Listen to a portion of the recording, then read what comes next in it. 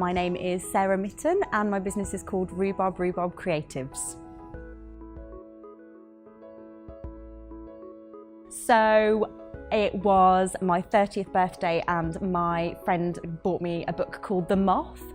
And I didn't pick it up for ages, and then one day I had run out of books to read and started looking at it, and it was all about people's true stories. So people from really diverse backgrounds were just telling a true story. Some of them were quite superficial, some had much deeper meanings, but it really inspired me, and I thought, actually, I think we're really losing those stories in today's culture. I think we reduce stories to text messages, to tweets, to Facebook statuses, and we don't do that thing anymore where we sit around the dining table and chat about what we've been doing that day or something that happened to us in our youth. So I thought, how can we bring that back to the masses, and how actually can we use stories to, well, A, create community cohesion, but B, also to archive those social histories that we've been losing over time. So that's kind of where the idea was born from. So I have a strong belief that all businesses can have a social impact, whether they are private sector firms or social enterprises. And that was kind of at the heart of my beliefs as I was creating Rhubarb Rhubarb. So the way that I generate income, or I'm hoping to anyway in the future, is that I'm hoping to generate money through delivering storytelling for leaders training, which I hopefully will be able to promote to both private sector firms, public sector and third sector organisations. But what I also do is I run workshops with schools and with organisations that perhaps can't afford to be paying so much. So I feel like I'm giving back to the community and encouraging children and adults who perhaps wouldn't be able to access this kind of training or education by giving it to them for free or for a reduced cost.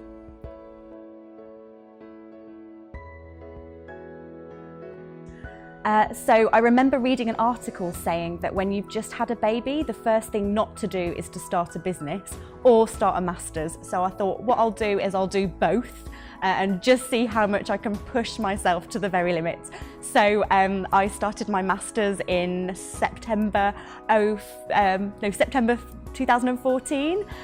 And really, that was the other thing that completely inspired me. Doing a master's in leadership and management made me think, oh, do I really want to go back for working for somebody where I'm doing perhaps a lot of travel and I won't be spending the time with my children that I want to.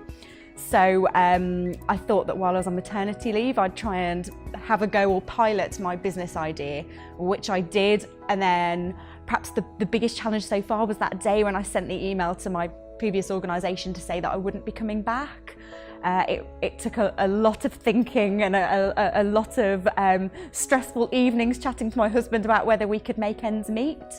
So that was probably the biggest challenge, and the biggest challenge since then is just juggling everything, juggling finishing my masters as well as having two small children has been a challenge, but I think the flexibility that having your own business affords has made it all worthwhile.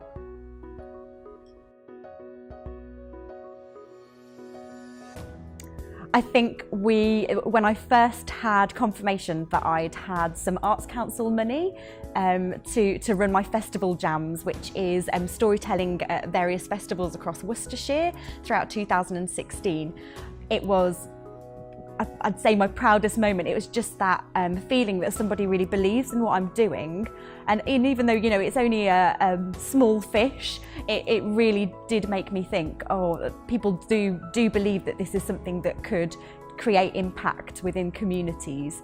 So I'd say that that's been the best moment, and also getting my logo done. It was I left it quite a long time because I wasn't really sure what I was trying to say through my logo image, but when I got it back and it was exactly what I wanted, it was an amazing moment. I thought, oh my golly, I actually have a company.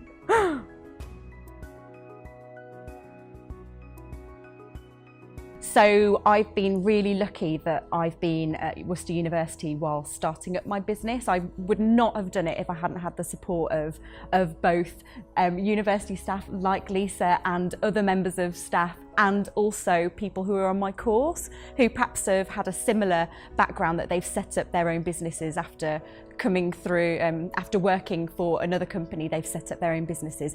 They've been quite inspirational. Being at the incubator within the university has been brilliant, and they've supported me with both desk space, with accountancy support, with a fantastic mentor who has had such an impact on me even after just a couple of sessions. His ethos is so similar to mine that it's really kind of changed the way I'm focusing on the business. And another amazing opportunity that I had through the university was that I won a place on a Leading with Impact course at the Leadership Trust, and it was just fantastic. I was interacting with people that I would never ordinarily have come into contact with, and it really made me think that I can do this. I think I'd got into a situation where I felt that my career wasn't going anywhere, and actually being around those people was just fantastic.